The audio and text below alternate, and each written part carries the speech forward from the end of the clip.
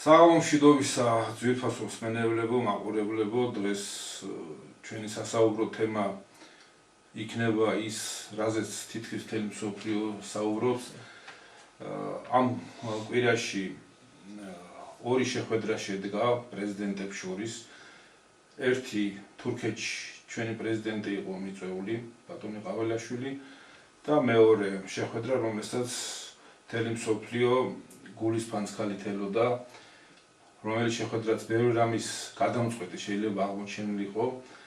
ეს გახლავთ ალიასკაზე ამერიკის და რუსეთის პრეზიდენტების პირდაპირ შეხვედრა. შედგა ეს შეხვედრა, შედეგები, რომ ვთქვათ, რაიმე ისეთი გამოყოფილი, გამოკვეთილი ჯერჯერობით არ ჩანს. თუმცა ვერც იმას ვიტყვით, რომ ფართო საზოგადოებისთვის ყველაფერი გახდა ცნობილი, თუნდაც იმიტომ, რომ გარკვეული პერიოდის განმავლობაში ერთი მანქანით იმგზავრეს ბატონმა ტრამპმა და პუტინმა და იქ ყოველგვარი თარჯიმნების გარეშე, ყოველგვარი მესამე დამსწრე ადამიანის გარეშე შედგებოდა მათი კომუნიკაცია, ცხადი ეს შემთხვევით არ მოხდა.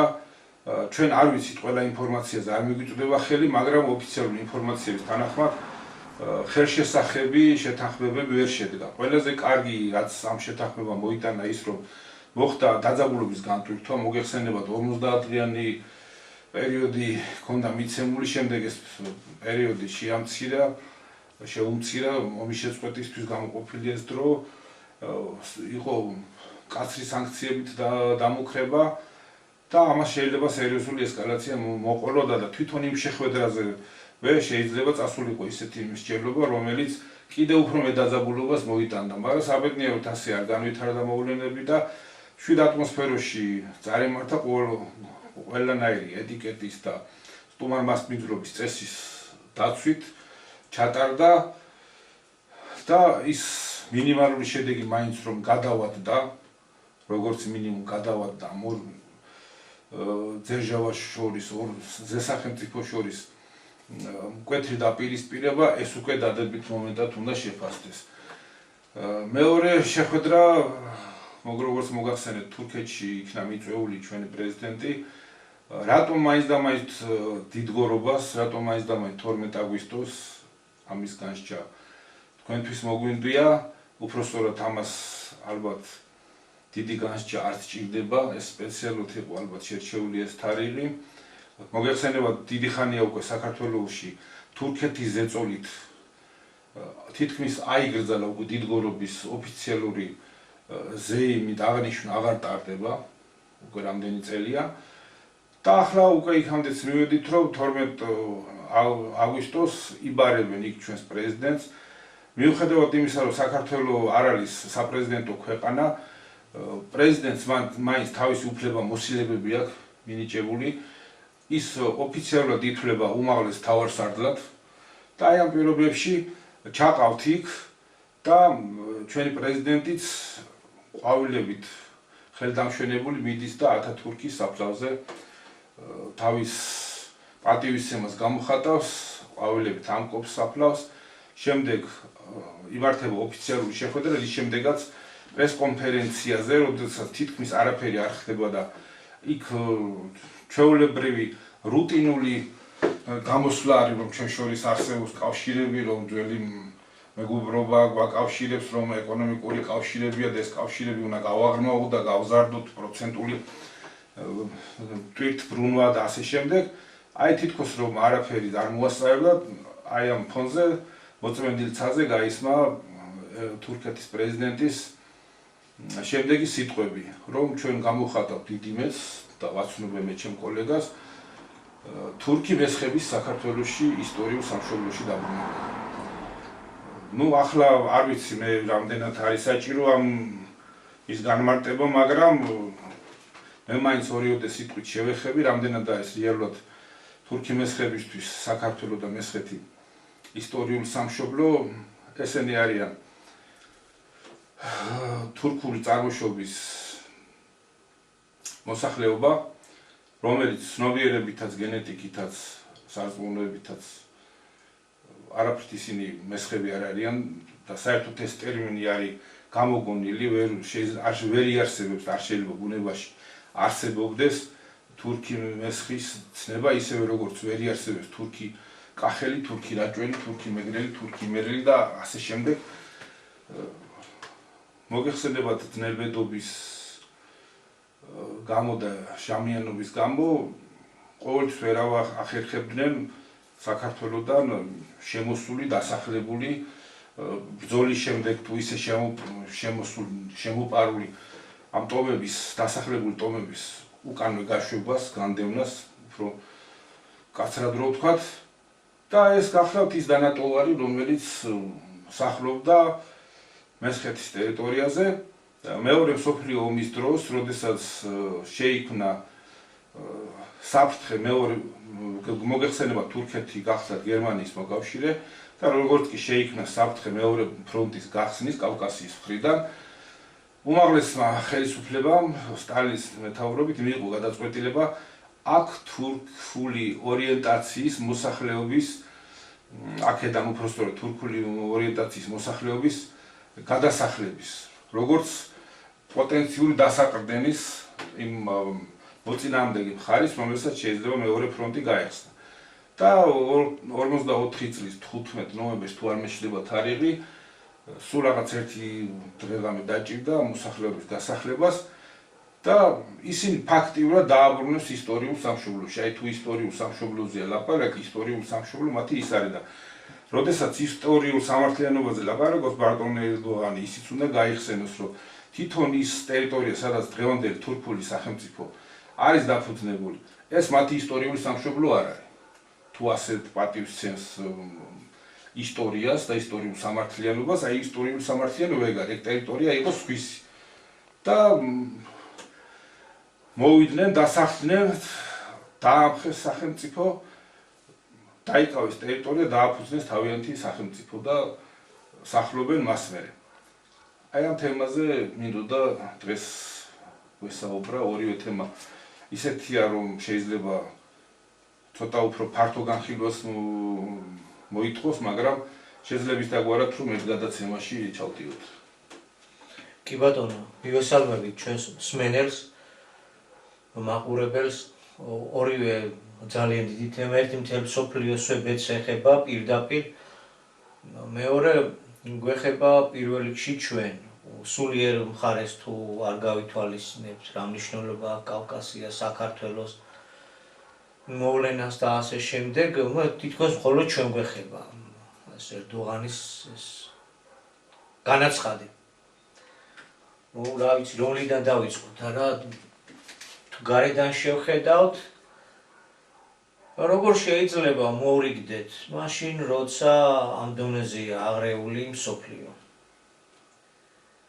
ამ დონეზეა ჩამოშლილი წონასწორობის ის ყველა აგური და ფუნდამენტი, რამაც მე-20 საუკუნის მეორე ნახევრიდან 21 საუკუნემდე მოიყვანა მსოფლიო. ეს ფუნდამენტები იშლება. ერთ-ერთი ბოლო ის იყო რუსეთის მიერ გაკეთებული ოფიციალური განცხადება, რომ საშუალო სიშორის რაკეტებზე შეთანხმებას ემიჯნება.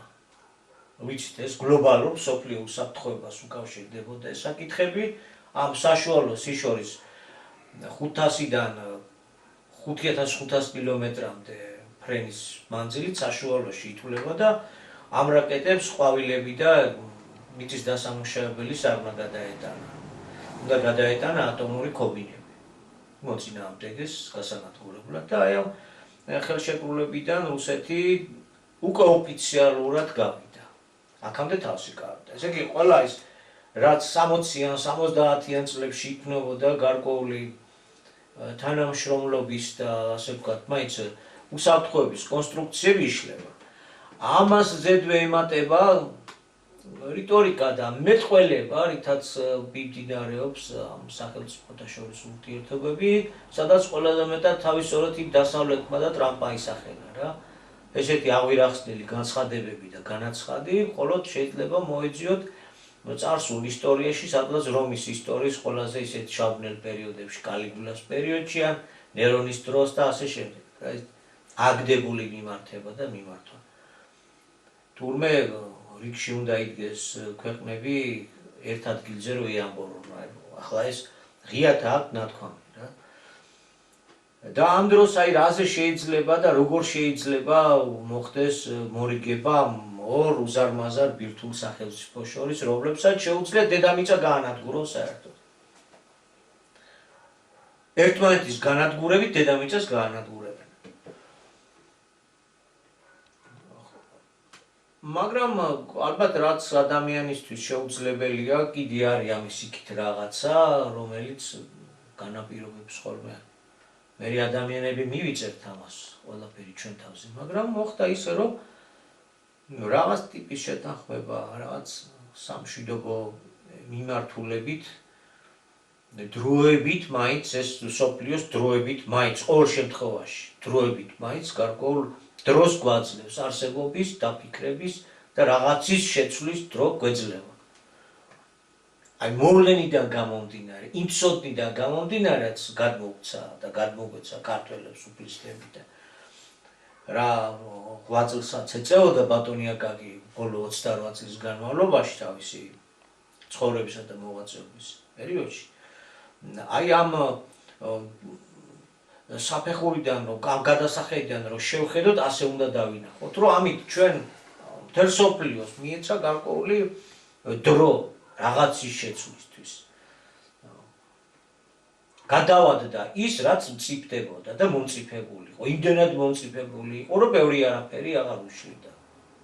ხელს, რომ დაწყებული იყო უზარმაზარი დაჯახება ბირთვულ სახელმწიფოებს შორის. ხშირად იდებოდა ინტერნეტშიც აპოკალიფსის საათი, მეცნიერებმა ასეთი რაღაც მეცნიერებმა და საზოგადო მოღვაწეებიც ამ სოფლიო პოლიტიკის ამბებში მეტაკლებად ჩახედულები არიან, ასეთი საათი, წარმოსახვითი რა თქმა უნდა, საათი იყო ჩამოყალიბებული და უკვე წამები იყო დარჩენილი აპოკალიფსის დადგომამდე. იმდენად იყო დაძაბული და გართულებული ურთიერთობები ერთმანეთს შორის და შეხვედრა ამ თვალსაზრისით უნდა შევაფასოთ ცალსახად ზოგადად პოზიტიურად და უფრო მეტიც. იმიტომ რომ ახალი სიტყვით მოწოდებული ცნობით სწორედ ესია, რომ ვინც მოწინააღმდეგის მოკლის გზით გეგმავს, მასთან სატანაა და აქედან გამომდინარე თავის შედეგებით. სატანური სულიერები და სატანური ცნობიერები თუ მოქმედებ, სწორედ ჟამი იმას ნიშნავს, რომ სატანური აზროვნებით მოქმედების დასასრული მოვიდა. ან შენ გარკვეულ შეგნებას იყალიბებ და ცვლი დამოკიდებულებებს და თუ არ ცვლი ამავე მდგომარეობამ უნდა დაგუპოს და მოგსპოს. ამაშია საქმე. ესე იგი ჩვენივე ხელით უნდა გავინადგუროთ თავი. და როდესაც სამშვიდობო მოლაპარაკებაზეა ლაპარაკი, როგორც არ უნდა იყოს ეს გააზრებული. პირველი ეტაპის და ყველაზე მთავარი საერთოდ, რამენაირად გამოიძებნოს ომის თუნდაც ამ ეტაპისთვის დაკონსერვება, გაჩერება. და აზრი და მისწრაფება იმისა, რომ სტრატეგიული დამარცხება ბრძოლის ველზე უნდა მივაყენო მოწინააღმდეგეს. ბრძოლის ველი რა? ომია, ჯარისკაცები და ეს ერთმანეთს ახოცინონ, ქალაქები უნდა დააგრევინონ. მოკლედ ადამიანი უნდა მოსპოს რაც შეიძლება დიდი რაოდენობით და აი როცა უკვე რესურსი ამოეწურება, ჩაითვლება ომის ხაზზე დამარცხებულად და მერე ყველაფერზე ხელს მოაწერებენ. ესე იგი საკუთარი მოწინააღმდეგის დამარცხება, როდესაც გინდა მისი ფიზიკური განადგურებით, უკვე სატანაა შენთან. ეს არის ზოგადი დებულება, რაც ეხება ყველას და ყველაფერს. და აქედან როგორ უნდა გამოვიდეს კაცობრიობა, რომ ის გადარჩეს და იყოს ღირსი არსებობისა, ეს ცნობიერება, ეს ცოდნა ახალ სიტყვას გააჩნია. ეს ერთ წამში ვერ იქნება განხორციელებული, მაგრამ მიმართულებები რა და როგორ უნდა იყოს, აქ არის საქართველოში მოგეს მოცემულობა. ამ კუთხითაც დადებითად შეიძლება შეფასდეს, რომ ეს დაპირისპირება არ მოიხსნება დასავლეთსა და აღმოსავლეთ, ჩრდილოეთსა და დასავლეთ შორის, ვერ მოხსნის ეს ხელშეკრულებები, დადებული ხელშეკრულებები, ჯერ არცაა დადებული ხელშეკრულება. ჯერ არის ლაპარაკი. თუმცა უკვე არის ეს ძალიან სერიოზული საუბარია, ორი მთავარი პირი შეხვდა ერთმანეთს. მაგრამ არ ველოდებით იმას, რომ ეს აი კაცობრიობას უკვე მოუტანს ხანგრძლივ მშვიდობას და ხანგრძლივი დროით ჩაიყრება ფუნდამენტი მომავალი მშვიდობისთვის. ყოველთვის აქეთ ამ მხარეთ ჩრდილოეთის მხარე და პუტინი ხაზს უსვამს, რომ ომი რომ დამთავრდეს, საჭირო არის მიზეზის აღმოფხვრა. ომის შედეგია ომის გამომწვევი მიზეზი უნდა აღმოფხვრა. დარეგულირდეს ის პრობლემა გადაწყდეს და მე სათანადოდ ის შედეგი აღარ იქნება, რომელმაც შედეგმაც მოიტანა ომი, ფიზიკური დაჯახება, სისხლის ყრა. ეს ფორმულა ზოგადად რა თქმა უნდა არის სწორედ გამართლებული. მიზეზი უნდა აღმოფხვრათ, რომ მე საომარი აღარ იყოს და აღარ წავიდეთ ამხელა უბედურებაზე. ხო, მაშინ თუ მიზეზია ლაპარაკი, მთავარი მიზეზი, რაც ოფიციალურად იქნა დასახელებული, ეს არის ნატოს აღმოსავლეთით გაფართოება და ნატოს ბლოკის მიერ რუსეთის ფედერაციისადმი ალყის შემოდგმა პირველ რიგში დასავლეთის მხრიდან და ასევე მოსალოდნელი უკვე საფუძველი ჩაყრილი კავკასიის მხრიდანაც. მთლიანი ალყის შემოდგმა. იქ სადაც 70%, 80%-ზე მეტი რუსეთის ფედერაციის მოსახლეობა თუ კი რამე არის ამ ტერიტორიაზე. იქით უკვე შორეული აღმოსავლეთია რა. ციმბირი და შორეული აღმოსავლეთი. ალყის შემორტყმა, ესე იგი ნატოს აღმოსავლეთით გაფართოება კრემლიდან, რუსეთიდან ასე იყო დანახული, რომ ნატო მოდის და მე ალყას მარტყავს, რომ დანახული არ ეს რეალურად ეს რეალობაა. ეხლა ჩვენ ეს გვინდა გავიგოთ, არ გვინდა გავიგოთ, აქ ჩვენზე აღარ არის დამოკიდებული და ეს ასეთი ტიპის სამხედრო ნაბიჯი გადაადგმევინეს ჩააბეს ომში, რომის უკრაინასთან ბრძოლის ველზე დამარცხებული იყო. ოფიციალური მიზეზი არის ეს. თუ დავიწყებთ ამის შეფასებას, დასავლეთს რაც ჩაფიქრებული ჰქონდა, ის არ გამოუვიდა ისე და ვერც რუსეთი ვერ ისრულებს. ფორმულა მაინც რჩება, რაც გვეთქვა. მანამ სანამ არ გადაწყდება ის, რაც გადასაწყვეტია სოფლიოში ერთ ადგილას მაინც. და არ დაიწყება მართლაც რეალური გეზის შეცვლა მთელი კაცობრიობის თანდათან. არსებული ბედის წერის შეცვლა. ამაზე ბევრი გვაქვს. დედამიწის ერთ-ერთი საქართველოში ჩაითესა ეს თესლი, მაგრამ ეხლა არ ეძლევა ამას აღმოცენების საშუალება, მუდმივი ხელშეშლა ხდება და საჭიროა რომ ამას დახმარება კი არა, უბრალოდ ხელშეშლა უნდა შეჩერდეს, რომ ამან დაიწყოს აღმოცენება. დაიწყებს თუ არა აღმოცენებას, სულ სხვა პროცესები დაიწყებს განვითარებას დედამიწაზე. ეს ჩვენ ეხლა ჯერ არ საკითხია, მაგრამ წმენაზე გადის, მაგრამ და მანამდე რა ხდება ეხლა ესენი შეთანხმდებიან, მაგრამ ამ შეთანხმებებს დაარღვევენ, ასეთია. არაერთი შეთანხმება ყოფილა აქამდე. იყო მინსკის შეთანხმება, იყო სტამბოლში შეთანხმება, მაგრამ არც ერთმა შეთანხმება არ იმუშავა, მეორე დღესვე ისევ ის. კი არა, იმ დღის ითვე საკმაოდ პომპეზური ხელმოწერები იყო, საკმაოდ პომპეზური მისვლა-მოსვლები გვახსოვს მერკელის ჩამოსვლები. და მე ევროპელმა ლიდერებმა, დასავლურ ლიდერებმა აღიარეს, რომ ჩვენ ეს მინსკის შეთანხმება იმდენ გჭირდებოდა, რომ მოგვეხერხებინა სწრაფი ტემპებით უკრაინის არმიის გადაიარაღება და ნატო სტანდარტებში მომზადება. აი თურმე რა ყოფილა ამ ხელშეკრულების უკან. ეს იყო დროის მოგების პოლიტიკა, რომ იმ მომენტისთვის უკრაინა ჯერ არ იყო მზად იმისთვის, რომ რუსეთისთვის ჯეროვანი წინააღმდეგობა გაეწია, სჭირდებოდა გადაიარაღება, სჭირდებოდა სათანადო მომზადება და ამით დროდ მოიგეს. ანუ ეს შეთანხმებები ხშირად ერთმანეთის მოტყუების ხასიათს ატარებს. და ამდენად ერთმანეთის მიმართ ნდობაც დაკარგულია. კი. მაშინ აი მიუტრიალეთ ეხლა რომ აღარ განვიხილოთ დაუშვათ რომელიც რა წარმატება ხვდა, რა წარმატება არ ხვდა. ეხლა ერთის მხრივ დიპლომატიურ სარბიელზე საკმაოდ დიდი წარმატება ხვდა ჩრდილოურ მხარეს. ამ ეტაპზე, ამ შემთხვევაში იყო უნდა მომხდარიყო ჯერ ერთი საერთოდ რუსეთისთვის ხათად გამოყანა და განსაკუთრებით მისი ხელმძღვანელი პუტინის. ისე როგორ ვთქვათ, იცით რომ რა თქმა უნდა ეს მსჯელობა არაპროფესიულია, ეს არის უფრო საჭირო პოლიტიკური ნაზავის გაკეთება, რომ პრობლემა არის ერთ ახირებულ კაცში. აი ეს თუ არ იქნება ყველაფერი რიგზე.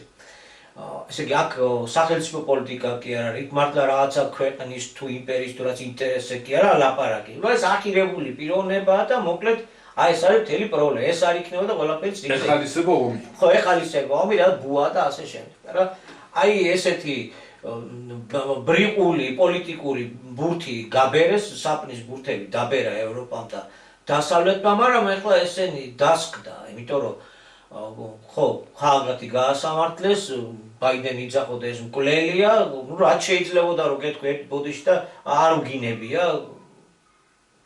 არანაკლები იყო დიპლომატიური თვალსაზრისით რეებიც უთხრა, მაგაზე მეტის თქმა უბრალოდ ეგ ბუნებაში არ არსებულია. ხო.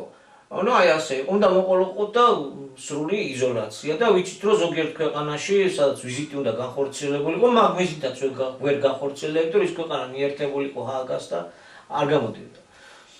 მაგრამ აი დემოკრატიის მამა მთავარი, მართალია ამერიკა არა იმ რაღაცას მიერთებული, დემოკრატიის მამა მთავარი ხდება და ხელს არტყმავს. ეგ ცივწყალი გადაესხა იზოლაციის საკითხებში. სხვათა შორის ეს პირველი შემთხვევა რომ არ არის, როდესაც ამერიკის დღევანდელი პირველი პირი ჰააგის სასამართლოს ესეთი დამამცირებელი უდგება და ამცირებს, რომ ჩვენ გვახსოვს ბენიამინ ნეთანიაჰუს წინააღმდეგ, როდესაც ჰააგის სასამართლო მეორე დღეს გვერდზე მოისვა. დადო ბრალდებები ჯერ ერთი გვერდზე მოისვა და მე სანქციების დაწესება დაიწყო ჰააგის სასამართლოს მოსამართლეების მიმართ და ეს უკვე ყველაფრის მეტყველია, რომ ესე იგი ის შინაგანი ერთიანობა დასავლეთში მონოლითი აღარ არის განხეთქილება. რომ ამას თავის ცალკე სხვა ახსნა გააჩნია, მოკლედ ხეცის კარზე განხეთქილება და ზოგადად მსოფლიო განთავისუფლებისათვის ამით უნდა ვისარგებლოთ, ზოგადად. ახლა თუ ეს დაპირისპირება გასაგებია თავის მიზნებს ემსახურებოდა, მაგრამ ჩაეშალა დიპლომატიურად, ნომერ პირველი დემოკრატიის მამად მაინც ამერიკა ითვლება, გვინდა უნდა თუ არ უნდა, ბოლოს და ბოლოს ევროპა მიდის და ტრამპის წინ და ამერიკის წინ იჩოქებს და კლანო გვერდზე დაისვა და დიპლომატიური იზოლაცია დამთავრებულისა ჯერჯერობით. ესაა გარკვეულ დიპლომატიური გამარჯვებაც, ასე ვთქვათ. ვერ მოხდა ბრიქსის ქვეყნების დაპირისპირება რუსეთთან, ვერ მოახერხა, სანქციებით ვერ დააშინა. გამოდის რომ სოფლიოს ისე ვეღარ მართავენ როგორც უნდათ, როგორც წარმოედგინათ, უნდა დამუქრებოდა სასწრაფო წესით სრულ იზოლაციაში. ახლა უნდა მოვაქციოთ, ასე არ გამოვიდა და ამიტომ სასწრაფოდ შეხვედრაზე გადავიდა და ერთგვარი დადებითი განწყობები უკვე გადმოფინა მთავარმა ფიგურამაც ამ შემთხვევაში უფრო მთავარი სოფლიოსთვის ტრამპია. აქ ერთი მომენტია აღსანიშნავი. აი რატონით ელაპარაკება, რა პოზიციიდან ელაპარაკება ევროპის ქვეყნებს, რომლებიც ვითომ ისი მოკავშირეები არიან. კი, ანუ არიან მოკავშირეები, ხო, ნატოს წევრი ქვეყნებია და მათ რა პოზიციიდან ლაპარაკობს. და რა პოზიციიდან დახვდა და ელაპარაკა რუსეთის პირველ პირს. იქ როგორც თანაბარს ერთწონით კატეგორიაში დამოსვლელი პოლიტიკოსების ასე ვთქვათ შეჭიდება მოხდა იქ ალიასკაზე და ევროპის ქვეყნებს რატომ ელაპარაკება. წერაში რაც ახსენე მე აღარ გავიმეორებ, უნდა იქში ჩადგეთო და მეორე მხრივ თქვენ რუსეთთან არ უნდა გქონდეთ არანაირი ეკონომიკური ურთიერთობა. ჩემგან უნდა იყიდოთ ამ ფასებში, ჩემთან ფული უნდა ჩადოთ, ბრძანებლის პოზიციიდან ელაპარაკებ.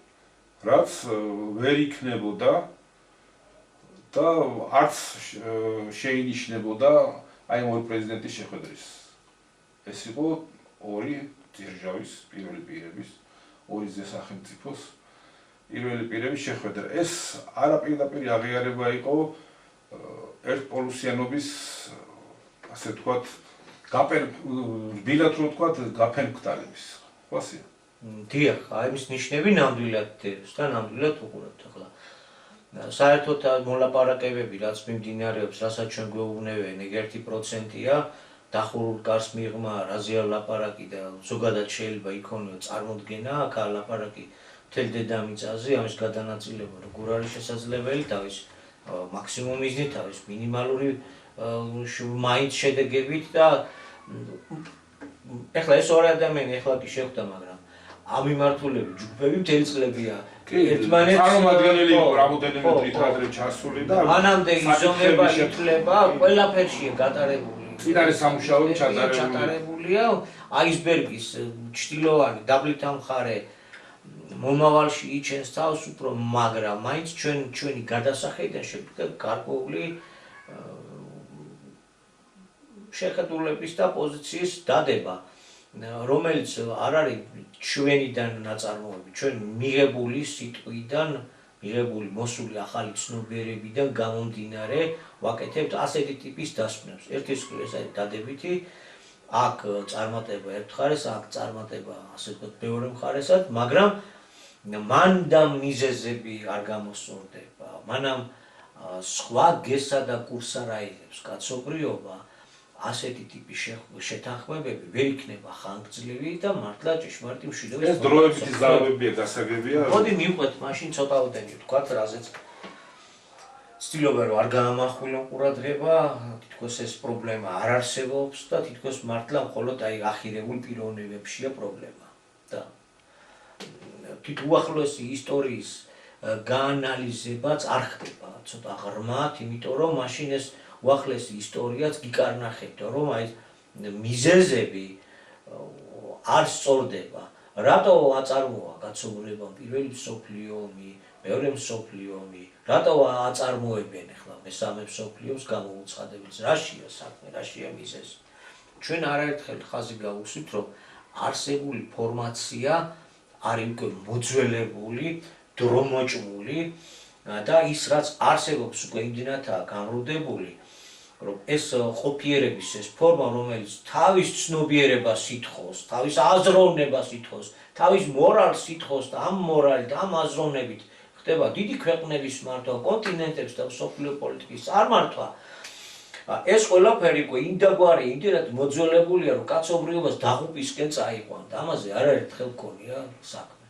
რატო დაღუპი? და მსოფლიო ომისკენ წაიყვანდა ეს, მაშინ უფრო გასაგებად რო ვთქვა. მსოფლიო დაჯახება, დიდი დაჯახება მოხდებოდა, იმიტომ ადრე ხდებოდა და ერთ-ერთი მხარე, როდესაც უკვე გაწყდებოდა და კაპიტულაცია აწერდა, კაპიტულაციამდე მიიყვანდა და აწერებიდა ხერს.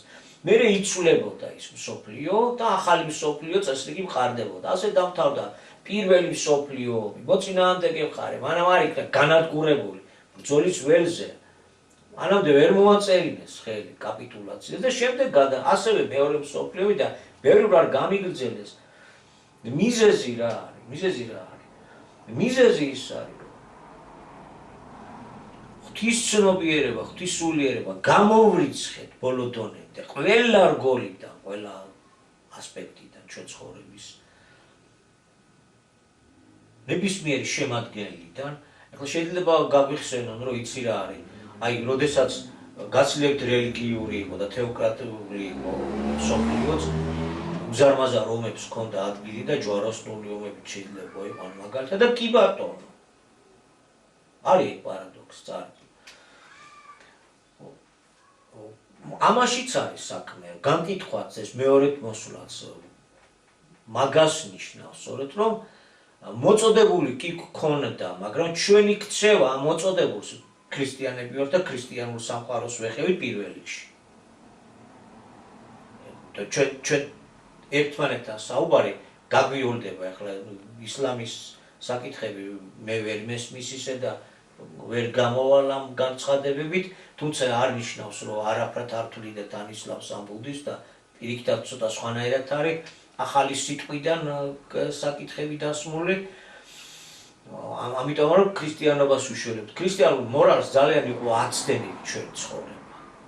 მოწოდებული ქონდა ქრისტიანული უმაღლესი მორალი, მაგრამ აცდენილი იყო და კი ვატარებთ ჯვაროსნულობას, ქრისტეს სახელით ბევრი სისხლის კალოები გვილეწე, განსაკუთრებით ევროპამ ისახელა თავი ამ ხრივ, თუ ამას სასახელოდ ჩავთვლით, მაგრამ ეს ისტორია, ეს ჩვენი ისტორია. კი ბატონო და აი მოდის და მოვალით აი ამ დრომდე და დღეს კიდევ ისეთი ინფორმაცია გვაქვს ჩამოყალიბებული, რომ თითქოს მოხდა ჰუმანიზაცია საზოგადოების, დემოკრატია გვაქვს აშენებული. ყავს დემოკრატიას თავის უბრალოდ შეფუთვა მოხდა. კი, შეფუთვა მოხდა.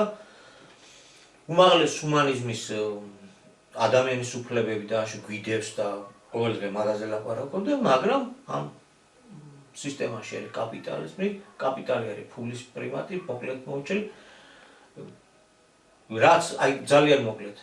კაპიტალიზმი არის თავისუფალი ბაზარი, გიქადაგეს და როგორი თავისუფალია ბაზარი, ანუ ზემდიდრის განუხრელი ბატონობას ნიშნავს თავისუფალი ბაზარი. ზემდიდრის მონოპოლია. თავისუფალი ბაზარი ვერაფრით ვერ იქნება, იმიტომ რომ დიდი შეჭავს პატარას და ძალიან სწრაფად მივიღებ ერთ მონოპოლიას.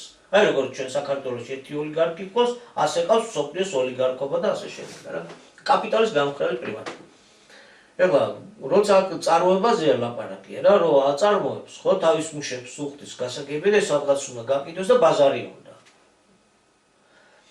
ესე იგი კაპიტალიზმი კარგად გრძნობს თავს, როცა ამ ბაზრებს მუდმივად აფართოვებს. როგორც კი ბაზარი ჩერდება და მეც ვეღარ აფართოვებ, კრიზისი იწყება. დედამიწა ამოწურვადია კაც, მრგვალია.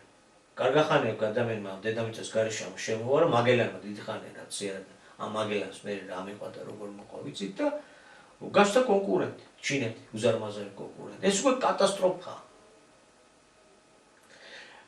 პირველი მსოფლიო ომი რატო წარმოიქმნა? ნეოფიციალური მიზეზი რა არის? მე არ ვიცი ახლა რა სასწავლიან თანამედროვე ისტორიის წიგნებით ბავშვებს როგორც დიან, მაგრამ როდესაც გადანაწილდა მთელი მსოფლიო ევროპის საყვან იმპერიალისტურ სახელმწიფოებს შორის მთელი დედამიწა მათ კოლონიად იქცა, შემდეგ ახლა დაწინაურებულ გერმანელს გაუჩნდა პრეტენზია, რომ მე ცოტა მეკუთვნით თქვენ ბევრი და ასე შემდეგ. ნუ კიდევ სხვა მიზნები იყო ჩადებული, მაგრამ გვაქვს ლაპარაკი იმ ოფიციალურ მიზეზებზე. შემდეგ რა არის, როცა ჩვენ ბაზრებს დავიპყრობთ, მე როგორ რა გვჩება, ახლა ერთმანეთს და წავართოთ ეს ბაზრები. რატო? უფრო მეტი სიმდიდრე ხო გვინდა რა კაცო? გვინდა. რაც მეც დავაგროვთ, ხო უფრო კარგია, ჩვენი დევიზი ხო ეს არის. რუსეთსაც რატო არიან მემიგრები? ბოლო-ბოლო იყო საბჭოთა კავშირი, საბჭოთა იმპერია, რომელიც რუსული მეტროპოლია მართავდა, განაგებდა, მისი კოლონიებად ითვლებოდა. ეს როგორ იყო გაფორმებული, იქაზე ქონდათ ხელი მოწერა, ეს ხო საკითხია, მაგრამ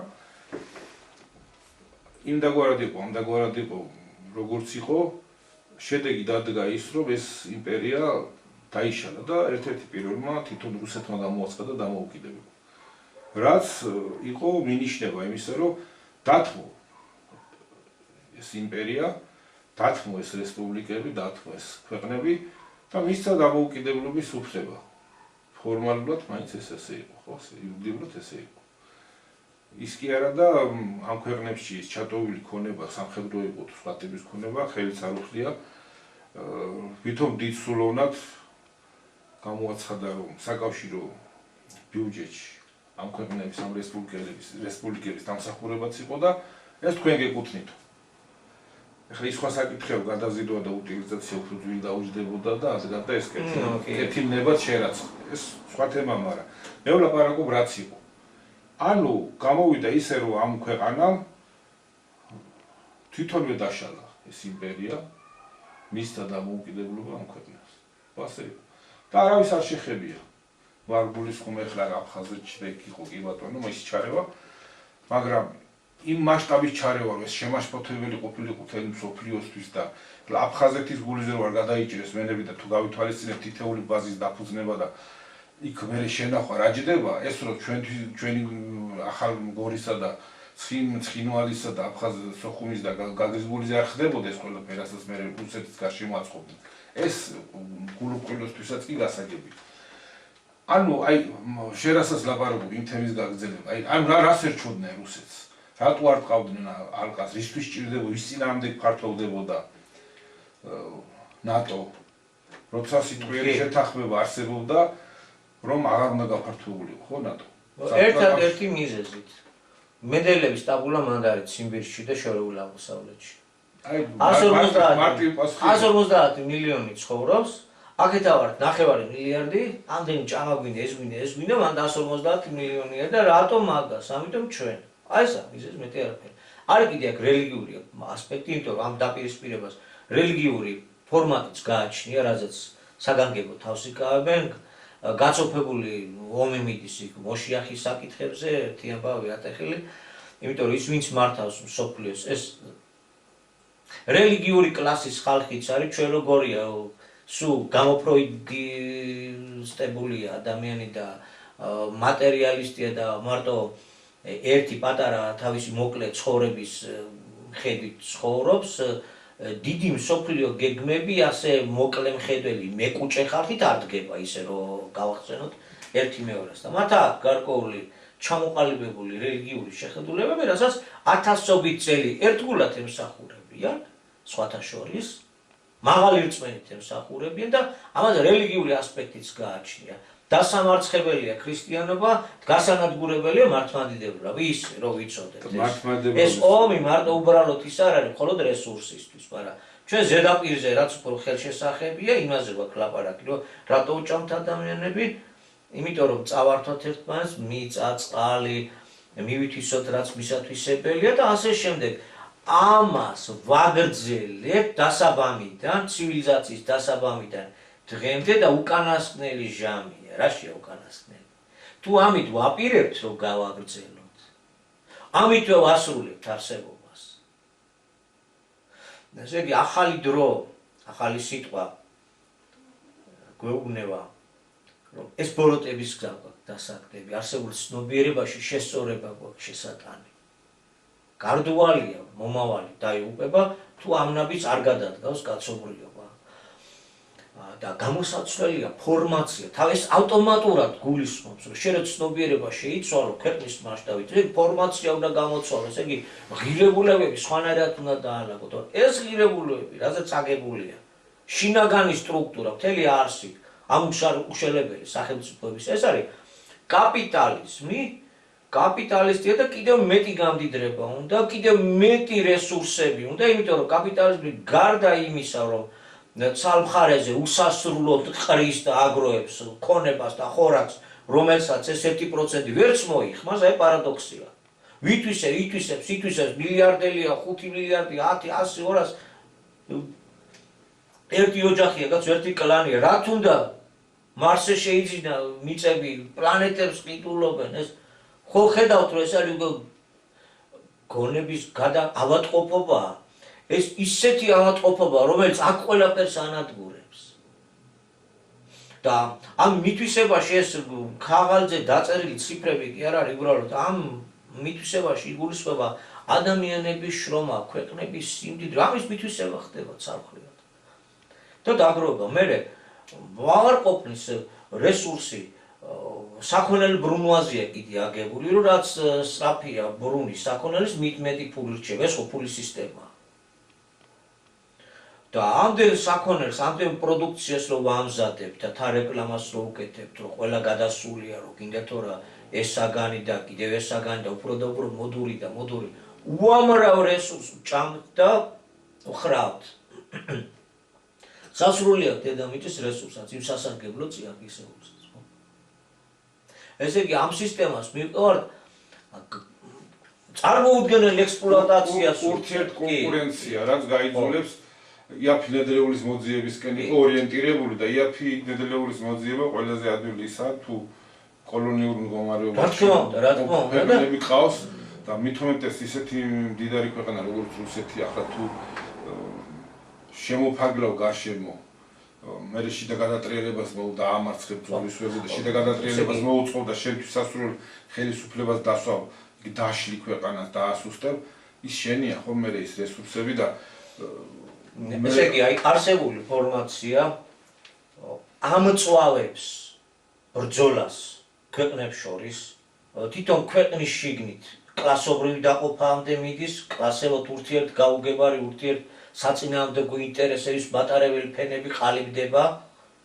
იმას სხვა ინტერესები აქვს, ვინც თავშია და ხალხს სხვა ინტერესები, ხალხი თავის გადარჩენისთვის არის და ის სად გაერთოს აღარ იცის და თავისი ქონება რომელ მუთაქაში ანუ ბანკში მოაყუჩოს რომ და ასე შემდეგ და ქვეყნებს შორის უზარმაზარი დაძაბულობა წარმოიქმნება და ეს ამციფებს ახალ ომებს, კაცო ახალ დაჯახებებს და ხო სიგრილს სადაც პუტინი ლაპარაკობს რომ მიზეზი უნდა აღმოიფხვრასო ომის მიზეზი თავარი ომის მიზეზი რაშია რომ ნატოს გაფართოება და წამოსვლა ამ შემთხვევაში ნატო არ იქნება ხვალ კატო იქნება ან სხვა რაღაც იქნება ან ჩინეთი ან საბჭოთა კავშირი იქნება რა მნიშვნელობა რომელიღაც მხარე დაიწყებს გაფართოებას რომ აჯობოს კონკურენტია გაანადგუროს წაართოს მიითვისოს და მე გააფორმოს ეს დემოკრატიის დამყარება ცივილიზაციის შეტანა კი რა თქმა უნდა ხო არ აღიკვეთებს ეს კანონი მანამ ბოროტების გზა ფორმაციაშია ჩადებული მანამ ეს არ აღმოიფხრო ეს არ შეიცვლება რა მიზეს ვერ გამოასწორეთ რომ ომი აღარ გქონდეს ვერ გამოასწორეთ შეიძლება რაღაცაზე შევთანხმდეთ დროებით გადავავადოთ რომ ახლიდან დავირასმოთ საუბრად ბატონ პუტინს რაც მიზეზი გონია ეგეც შედეგია ბოლოს დიახ ეგეც შედეგია ნატოს აქეთ წამოსვლა ეგ არის შედეგი მიზეზი ფორმაციაში ამიტომ ცდება ჯეფრი საქსი ამ გვაცდენენ პროფესორიას პატივცემული ადამიანია რომელიც გორბაჩოვის მრჩეველიც იყო ახლა სწორი აქცენტებს აკეთებს სოფლიო მშვიდობისათვის მაგრამ ისე ცოტა სხვანაირი კითხვებიც გვიჩნდება რა ურჩიეს იმას ისეთი სუბეთურობა რომ დააწიეს აქეთ ამ მხარეს არა ხო ეს მსჯელობის ცალკე თემა ასე აყალიბებენ ყოველ შემთხვევაში რომ შეცდომა იყო ნატოს აღმოსავლეთ გაფართოება ჩვენ თავისუფლად შეგვეძლო შვიდა და წყნარად გვეცხოვრა აი როგორ არის როგორი აზრი შემოდის იქიდან და ნუ ახლა ჩვენ ხო უნდა ავიტაცოთ ქართველებმა უცხოელმა თქვა და ამერიკელია ხო აქ გვიმალავენ სწორედ ყველაზე მთავარს კაპიტალის პრიმატის პირობებში სადაც კონკურენცია ეს ჯუნგლის კანონი ეს მიტაცებლობა მიმთვისებლობა და ასიმეტრიული გადანაწილება კანონის კანონი და თავარი წყაროა ცხოვრების ვერც ერთ შემთხვევაში მშვიდობიანად ვერ იცხოვრებს სოფლიო და პირიქით ვინაიდან მასობრივი მოსპობის იარაღი უკვე ადამიანს ხელში უჭირავს, რაც დრო გავა კიდევ უფრო დიდი საფრთხის შემცველი გახდება სოფლიო მშვიდობას და საერთოდ არსებობაც უფრო დიდი და დიდი კითხვის ნიშნის ქვეშ მოექცევა. ცივი ომი აღარ არის, მოხდა ატომური ან მასობრივი მოსპობის იარაღის რაოდენობის შემცირება 40,000-ზე მეტი ჰქონდა გონი მარტო საბჭოთა კავშირს. კობი მოხდა შემცირება რამდენიმე 1000-5000 რაღაცა. ეს ახლა პირობითია. ეგრე პირობითია. თუკი მაინც აქვს იმაზე გაცილებით მეტი რომელიც თუ დავაკვირდებით დედამიწას ახლა შეამცირა თუ არ შეამცირა. ამ მიმდინარე პოლიტიკას ან იქამდე რამდენი ქონდა რა მნიშვნელობა? უკვე 9 სახელმწიფოა ამ ორი ხომ არის კარგი ესენი 90%-ს ფლობენ მაგრამ სხვა სახელმწიფოებიც არიან რომლებსაც ატომური ბომბი აქვს აქ პრეტენზია აფართოვებენ ამ ფორმაციიდან გამომდინარე ნებისმიერი მოძლიერებული ქვეყანა თავი რომ შვიდად იგრძნოს ატომური ბომბის აუცილებლობაზე უკვე ლაპარაკობს თვით თურქეთიც კი საგანგებოდ ჩაატარეს განკითხვა და საკმაოდ დიდმა რაოდენობამ განაცხადა რომ კი თურქეთსაც ჩვენს გვჭირდება ირანის საკითხები ისიც და ისრაელი და ჩვენს გვჭირდება ესე იგი დენთის კასრად ხდება უფრო მეტად დამუხტვა მთელი დედამიწის განმუხტვა საჭირო და მანამ მარტაც არსებითი მიზეზის აღმოფხვრა არ დაიწყება გავადრო და ჩაიშლება მიღწეული შეთანხმებები რატო იმიტომ რომ დასავლეთ კაპიტალისტები რუსეთის ტერიტორიას მაინც უყურებენ როგორც მსუხე ტორტის ნაჭერი ასევე უყურებენ ჩინეთიდან ასევე იმიტომ რომ კაპიტალისტი და ფულის კაცი და ვაჭარი კაცი ადამიანი ცნობიერებაზე ლაპარაკი გინდ ქართველია იყე, გინდ ებრაელია იყე, გინდ თურქია იყე, ერთნაირად კატეგორიებით აზროვნებს, რომ აი ნედლეულად ის როგორ მივითვისო. ჯერჯერობით ეს სტატუს quo ნარჩუნდება მაინც, რომ ამას ჩრდილოეთს გააჩნია სამხედრო ძლიერება, პირიქით ამ დაპირისპირება გამოაღვიძა, ეროვნულ ეკონომიკასკენ გაახედა, სამხედრო მრეწველობა ფეხზე წამოაყენა, ამ დაპირისპირებამ მსოფლიო დაჩაგრული ხალხები ერთად შეკრა, ერთად დადე დოლარის ზონიდან გამოსვლა უნდა და ახლა მიდი ჩიდაობა რომ იქნებ რუსეთი რამინერად უკან შეაბრუნოს როგორმე. ანდაც რაღაცა მაინც შეცვალონ. და რომ შემოbrუნდათ ჩვენ შიდა საკითხებშიც წინა გადაცემებშიც თქვით, რომ კავკასიაში ბოლო დროს განვითარებული მოვლენები ამ დიდ მსოფლიო დაპირისპირებაში არის წარმატების ხაზები, არის წარმატებლობის ხაზები და ჩრდილოეთისთვის ერთ-ერთი წარმატებელი ხაზი ამ ეტაპით არის კავკასია. ამ ეტაპით არის კავკასია. დროშები ააფრიალეს, რუსეთი უნდა გავიდეს და გაძევება ხდება და რაღაც. ერთი რაც ვერ გაგვიგია. პატარა ქვეყანამ რო იარსებობს საჭირო ბალანსი. დედამიწაზე შეიქმნა ისეთი მდგომარეობა, რომ არსებობს გარკვეული ბალანსი, რომელიც უკვე უზრუნველყოფს და ხდება შესაძლებელი, რომ პატარა ქვეყნება, შედარებით პატარა ქვეყნებაც იარსებოს, თავისი სუვერენიტეტი რაღაცნაირად განახორციელოს და იარსებოს, რომ ან ჩამოყალიბდეს, ანაც უკვე ჩამოყალიბებულია და ერმა არსებობა შეძლოს. იმიტომ რომ ახალი სიტყვის ცნობიერებით, ახალი ცნობიერებით, რაც აქამდე არ ვიცოდით. ადამიანი ერი კაცობრიობა სამხტაებრივი წარმონაქმნია და ასე შემდეგ და ერი მეტად მნიშვნელოვანია, რომელსაც მასონურ კაპიტალისტური სისტემა პირველ რიგში ანადგურებს და სპობს. მაგრამ ისეთი ვითარება შეიქმნა მსოფლიო მმართველების, გეგმების და საწინააღმდეგოდ, მაინც რომ ბალანსი ჩამოყალიბდა იმდაგვარი, რომ მოუწიათ დეკოლონიზაცია. კი, ეს ფორმალური დამოუკიდებლობა მისცეს, დაურიგეს ჩვენც შეგვხვდა, მაგრამ ახლა მოვიდა დრო, როცა ფაქტობრივი დამოუკიდებლობის სურვილებიც გაჩნდა და გარკვეული შესაძლებლობის ფანჯა, რაც თუნდაც ბრიქსის ფორმატით ურთიერთთანამშრომლობის საშუალებით და არა მარტო ბრიქსის. ესე იგი, რეალური განთავისუფლების იმპულსებიც არის დაძრული.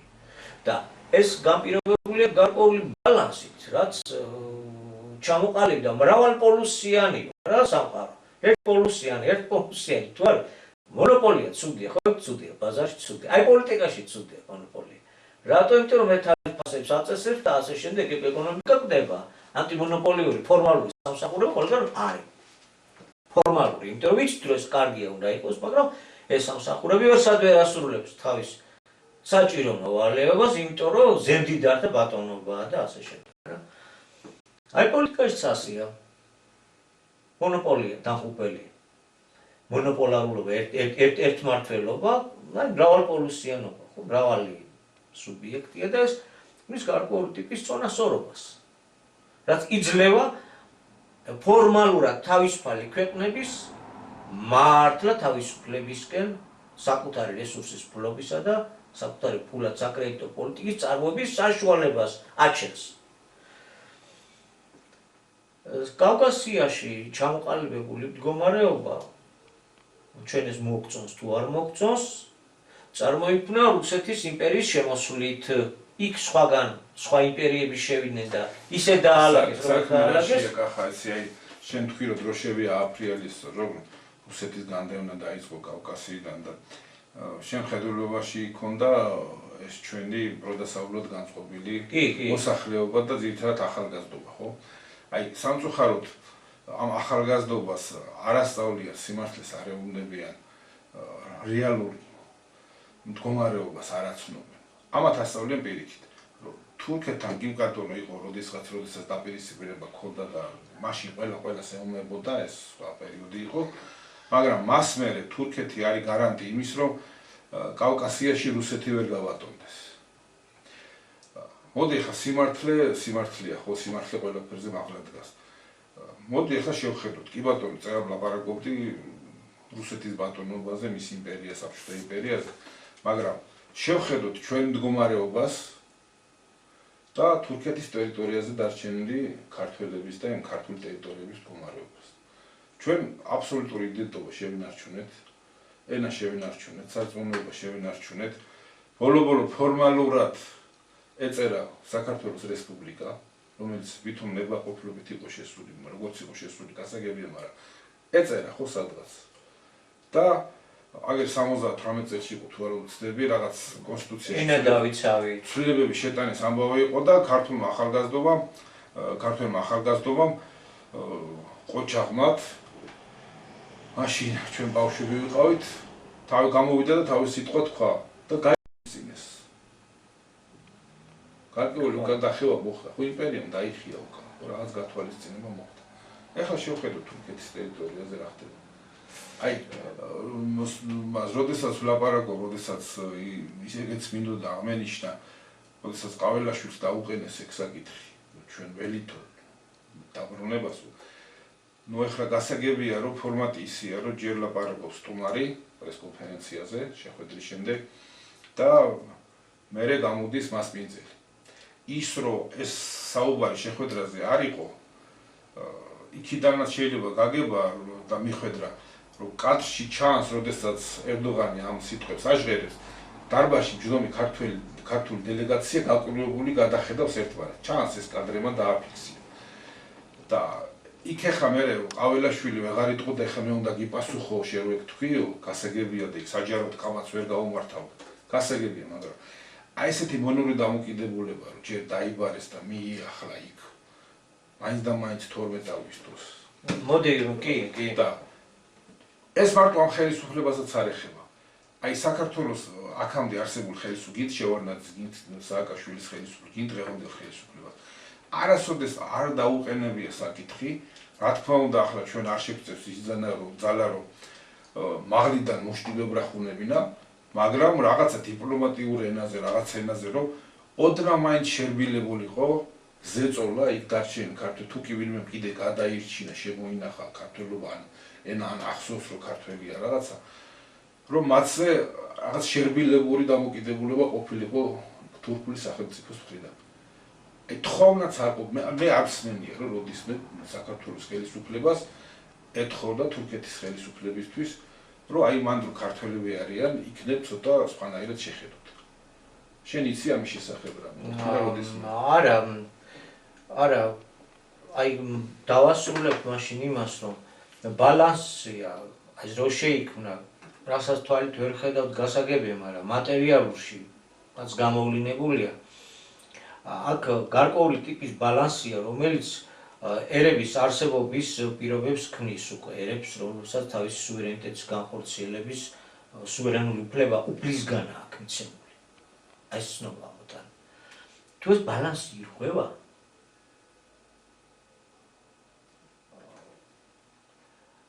მაშინ მეორე მხარე სხვა საპირწონე იწობს გადაწონას. და აი ხლა ამ გადაწონაზე ვისაუბროთ. კავკასიაში შემოვიდა რუსეთის იმპერია, განდევნა ორი იმპერია, სპარსეთი და თურქეთი, აქედან. გადის დრო და რუსეთის შემოსვლით აქ მერე ყალიბდება სამი სახელმწიფო. ერთიანი საქართველოს რესპუბლიკა. ერთიანი. რომ გაყვეს ამასიის ზავით შუაზე, მანამდეც უკვე ბევრი პრობლემა ჰქონდა, ჩვენი ერთიანობა მონღოლების შემოსევის მერე ვიცით რომ შეირყა, ახლა ამ ისტორიას არ გავყვებით. შუაზე გაყვეს ამ ორმა, სომხეთი გაქრა საერთოდ აზერბაიჯანის ტერიტორიაზე, ხან ცალკე სამთავროები იყო, ხან სპარსეთის ნაწილი იყო და რთული ვითარება იყო. რუსეთი შემოვიდა და გაჩნდა სამი ქვეყანა. ერთიანი საქართველო, გარკვეულ ფარგლებში სომხეთი აღდგა, გაჩნდა აზერბაიჯანი. საბჭოთა კავშირის მერე დამოუკიდებელ ქვეყნებად გამოუცხადით. ახლა როგორია ეს ჩვენი დამოუკიდებლობები, ეგ სხვა საკითხია, ჩვენ უფრო უკეთესი გვინდა, ჩვენ უფრო ლამაზი გვინდა, როგორც იტყვიან. და გვიხარია, რომ აი რუსეთს აძევებენ. ვინ აძევებს ამ რუსეთს და თუ რუსეთს აძევებენ, ვინ მოდის და რითი მოდის? აქ უნდა გავიხსენოთ ის, რაზეც ეხლა ვცდილობთ, რომ გავახსენოთ ერთი მეორეს და სოციალურ ქსელშიც ამოვიწია. მოდის ბევრია ჩაბმული რუსეთის გაძევება კავკასიიდან, დიდ მიზნებს ემსახურება, მთელი დასავლეთი ან ცალ-ცალკე აღებული, ეხლა ამ თემაზე აღარ გადავალ, მაგრამ ნომერ პირველ ხაზზე გამოყვანილია თურქეთი, აზერბაიჯანი, მაინც, იქ ისრაელი ჩაბმულია, ბევრია ჩაბმული, ყველა ჩაბმული, მოდ რუსეთი გააძევა. და თურქეთის წონა მოიმატა. ეს შემთხვევითი არ არის, მას შემდეგ რაც თურქეთის წონამ განსაკუთრებულად მოიმატა, დიდი თურანის პროექტი უფრო მეტად რეალური ხდება, შუა აზიის ქვეყნების ცვალებადი პოზიციიდან გამომდინარე, რაც სირიაში ხდება ისიც ამ პროექტის ნაწილია. და აბსოლუტურად ეს ერთიანობაში უნდა იქნას განხილული და უკვე თურქეთმა პირდაპირ დაგანახვა, რომ ეხლა ვინ არის კავკასიაში, ბატონი.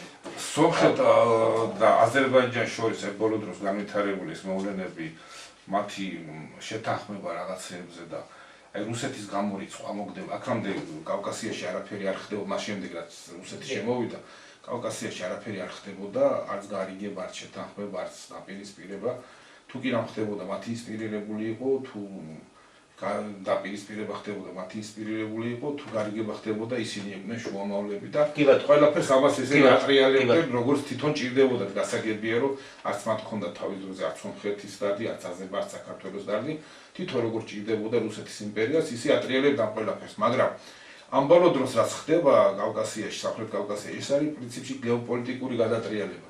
პირველად მოხდა, როდესაც ერთმაგიდასთან დასვეს სომხეთი, აზერბაიჯანი, რაღაცებზე შეთანხმდნენ, ხელი ჩამოართვეს, რაღაცებზე ხელი მოაწერეს, ის კი არა რაღაცა პროექტების დაგეგმეს და მათ შორის იჯდა არა რუსეთის წარმომადგენელი, არამედ ამერიკის პირველი პირი. ეს იყო გეოპოლიტიკური გადატრიალება. ამან მიანიშნა რუსეთის პოზიციების შერყევაზე. მართალია სომხეთის ტერიტორიაზე რუსეთი ჯერჯერობით ინარჩუნებს იმ სამხედრო ბაზას, მაგრამ ეს ერთადერთი დასაყრდენია, რომელიც რუსეთს დარჩა. და იგრძნო თუ არა ეს სუნი თუ როგორ ვთქვა, თურქეთმა იმ წუთში დაიწყო თავის წამოყოფა და თავისი პრეტენზიები. მოდი ახლა მივხედოთ როგორია მისი პრეტენზია. ხო, აი წამოყო. ჩვენ გვიხარია, რომ ბალანსში ერთ საპირწონედ რუსეთი ჩაეხსნება და უფრო მეტი თავისუფლება და სიკეთე გვექნებაო, როგორც კი ერთი ბალანსი გამოაკლება ჩვენს ასორს, პირა მეორე მხარეზე გადასალოს და მეორე პირის რეალობა ჩავხედოთ თვალებში. ძალიან მოკლედ ამაზე ვთქვით და სოციალურ ქსელში ბევრი წერება. დაუკლარჯეთი, მესხე ჯავახეთი. არის საქართველოს ტოლფარდის სამშობლო, ისე როგორც თვითონ აქეთ დარჩენილი საქართველოს თავისი აფხაზეთით არის ჩვენი ერის დაბადების ადგილიც, განვითარების ადგილიც და ასე შემდეგ. დაახლოებით 300 წელია, რაც თურქეთის სრული ბატონობის ქვეშ აღმოჩნდა საქართველოს 1/3-ზე მეტი. თავისი უძვირფასესი არქიტექტურით, მშველებელი სულიერი ცენტრებით, არ ვიცი, ულამაზესი, უშვენიერესი და საკმაოდ დიდი რაოდენობის მოსახლეობით. მე-14 საუკუნემდე იქ ჯერ კიდევ პროგრესი გრძელდებოდა, ჩვენთან როცა აღმოსავლეთში დიდი რეგრესი იყო უკვე დაწყებული. ბევრჯერ ყოფილა, რომ შიმშილთა და ომიანობით შეწუხებული და გაუბედურებული ხალხი თავშესაფარს იქ პოულობდი და ასე იყო. მაგრამ მას შემდეგ რაც თურქეთმა დაიკავა, მოხდა სრული განადგურება ყოველივე ქართულის, ყოველივე მართლმადიდებლის. დღემდე ეს გრძელდება. ყოველგვარი ქართველის ხსენება იქ აკრძალულია და არ არსებობს. ესე იგი, თურქეთის იმპერია გახდათ მართლაც რაც არქაული, ერთ-ერთი ყველაზე უფრო ბარბაროსული ტიპის იმპერია, რომელმაც მოახდინა სრული ლიკვიდაცია ყოველივე ქართულის და დღეს იქ თუ კი რამე არის დაანგრეული და გასაცდაებული შემორჩენილი. ერთი ქვაქვაზე არ დადებულა წესიურად, რომელიმე აღდგენილი იყო და უძვირფასეს ძეგლებში საქონელს ამბავენ. შემდეგ, როგორც ვიცით, თურქეთის საექსკურსიო რუკებში თავიანთ ქალაქად აქვს შეტანილი ბათუმი. იქნება დამიახსნა კიდევ საჭირო. ბათუმი. რაც შეეხება თურქ მესხებს, აბსოლუტურად სწორია და ყველა ძალიან კარგად ხედავთ, რომ თვითონ ტერმინი თურქი მესხი სრულიად გამოგონილი და გამანადგურებელი ტერმინია. შეუძლებელია, რომ თურქი იყოს მესხი, თურქის სამშობლო იყოს მესხეთი. მესხეთი არის საქართველოს სამშობლო, ქართველი ერის სამშობლო, თურქს აქვს თავის სამშობლო, შუა აზიაში, მოშორებით. აქ მოსულები არიან. ეს როგორც ჩანს, უნდა აქეთ შევახსენოთ, თორე გაღმა გამოედავეო და აქეთ აქჩევაო, ეგეთ პრინციპია გადასული ეს. გამოცოცხლებული ძველი ოტომანთა იმპერიის წარმომადგენლობა. და 9 მილიონამდე უნდა რომ თურქი შემოგვისახლოს, ის თურქები, რომლებიც ელოდებოდნენ თურქეთის არმიის შემოსვლას და ვიცით რომ 40-იან წლებში ომის პერიოდში გარკვეულ ქრისტიანულ მოსახლეობას და გარკვეულ შეხლა-შემოხლას ჰქონდა ადგილი, ეხლა ამ ისტორიებს არ გავიხსენებ. ესე იგი, აჭარაზე პრეტენზია თურქების ჩამოსახლება მესხეთის ტერიტორიაზე, სადაც უკვე მოსახლე ხალხი ვართ და არის, ყავს ჩვენი მოქალაქეები, ესე იგი, რა უნდა უყოთ ამ მოქალაქეებს, ესე და გავასახლოთ თურქები და ჩამოვასახლოთ რა. მარნეულის მიმართულებითაც ვიცით როგორი დემოგრაფიული მდგომარეობა გაქვს და როგორ საუბრობენ ერთი სახელმწიფო. ესე იგი, რა გამოდის? ის მაგ თემაზე საკმაოდ ესეთი და მე დამართული პასუხი აქვს გაცემული ბატონ ზვიად გამსახურდიას. ხო, რა თქმა უნდა და თუ კარგად დაუკვირდებით, დააყენა პირდაპირ საკითხი, რომ მე ველოდები და ეკონომიკური უზრუნველყოფა ამ ხალხის ჩამოსახლების და მე ავიღებ. მე ვიქნები გარანტია. ესე იგი, რა გამოდის? თან მოსახლეობა უნდა ჩამოვიდეს თურქული. თანვე უნდა მოყვეს თურქული ეკონომიკის შემოხიზუნა, შემოტენვა. შემოსვლა. ჯერ ერთი იქვე გაუხსეს ხაზი, რომ ნომერ პირველი პარტნიორები ვართ და ყველაზე მეტი თურქული ფული ტრიალებს აქვს და მთელი საკითხები. ესე იგი, ეკონომიკურად ოკუპირებული ყევხარ. იქით არაფერი არ ხდება ქართული. არაფერი არ ხდება. გარდა იმისა, რომ ჩვენი თითოეული მოქალაქე გადადის თითოეულად. წაველით და მონურად ვემუშავებით და იყო განსაკუთრებით. და რაღაცები მოგვაქვს იქიდან, რაც იმათ ინტერესია, რომ გასავლეთ. ესე იგი, აქ უფლისნებით, მოდი ესე ვთქვათ, შემთხვევით არაფერი არ ხდება, ძალიან სწრაფად დაგვანახა. აშკარად შეეტყო, რომ ეს თემა იყო მოულოდნელი და უცებ რაღაც არის სიამოვნა, იმიტომ რომ ჩვენი პრეზიდენტი და ჩვენი წარმომადგენლები თავს ვაწონებთ ნეიტრალიტეტით. მაშინ, როდესაც ეს არის მეომარი მხარე, რომელიც იბრძვის კავკასიის ხელისჩამდებისათვის, შენი ნეიტრალიტეტი კი არ უნდა. მას უნდა რომ იყო მისი სატელიტი. მან თავისი სურვილი უცებ გასცა და გაამჟღავნა. მთელ სამხრეთ საქართველოზე აქვს პრეტენზია. რა თუნდა შენი ზანგეზურის ვიწრო კორიდორი. არსებობს კადრები, როგორ უძღვნის ლექს. არსებობს. როგორი გულის ტკივილი ამბობს, რომ ჩემო მესხეთო რა დღეში დარბეულო და ეს. დარბეულო, ანუ ჩვისგან ქართველებისგან და ასე შემდეგ. და აი, როდესაც ვამბობთ, რომ რუსეთის განდევნა კავკასიიდან უდრის თურქეთის შემოსვლას, ჩვენ რო ნატო შემოსვლა გვინდა, ნატო შემოვა თურქეთზე გავლით რა, თურქეთის ხელით თუ შემოვა. და გეგმაში ასე იყო. ვინც აი ამ სიტყვებს არ ეთანხმება და არ მაცერად უყურებს, მაშინ მე მინდა კითხვა დაუსვა. თუ ამხელა იმპერიის პირველი პირი ასე ეტრფის აი ამ მხარეს, ასე ადარდებს, თან თავისად მიიჩნევს მშობლიურ იმას და მიწას დაუბრუნდებიო. მალე დაუბრუნდებიო, ხო? მშობლიურ თურქეთის იმას. ანუ იურისდიქციას გულისხმობს, თურქული იურისდიქციას. მაშინ ამ 300 წლის განმავლობაში რა უშლიდა ხელს? ვინ შეუშალა ხელი? ბოლო 200 წლის განმავლობაში შეუშალა ხელი რუსეთის იმპერიამ, რომელმაც თითქმის ყველა ომში მარცხი აგემა კავკასიის ფრონტზე და ეტაპობრივად უამრავი რუსი ჯარისკაცი წევს ქართულ მიწაზე, რომელიც შეეწირა თურქეთთან ომს. ის სხვა საკითხია, რომ აქ რუსეთს თავისი ინტერესები ჰქონდა, მაგრამ პოლიტიკაც სწორედაც ეს არის, რომ მოცემულ მომენტში ნუ პოლიტიკაში მეგობრობები და მუდმივი მოკავშირეები არ არსებობს, ვიცით, მაგრამ კონკრეტულ მომენტში ვისთან ხდება ინტერესთა თანაკვეთა და ვისთან ერთად შეიძლება რომ შენი ინტერესები იქნას დაცული. მით უმეტეს როცა პატარა ქვეყანა ხარ და მარტოს არ გძალგიც ამის გაკეთება. აქ ხო დაფიქრება ჭირდება, ჭუის ჩაყოლება ხო ჭირდება. ესე აღებულად რომ ამან 20% წაიღო, იმან აგერ 33-35% წაიღო. და აქ წაიღო. რადგან ცოტა ხნის წინ ცოტა უფრო ადრე წაიღო, ესე იგი ჩუქნით, პატიობთ, აღარ არის და ოკუპანტი.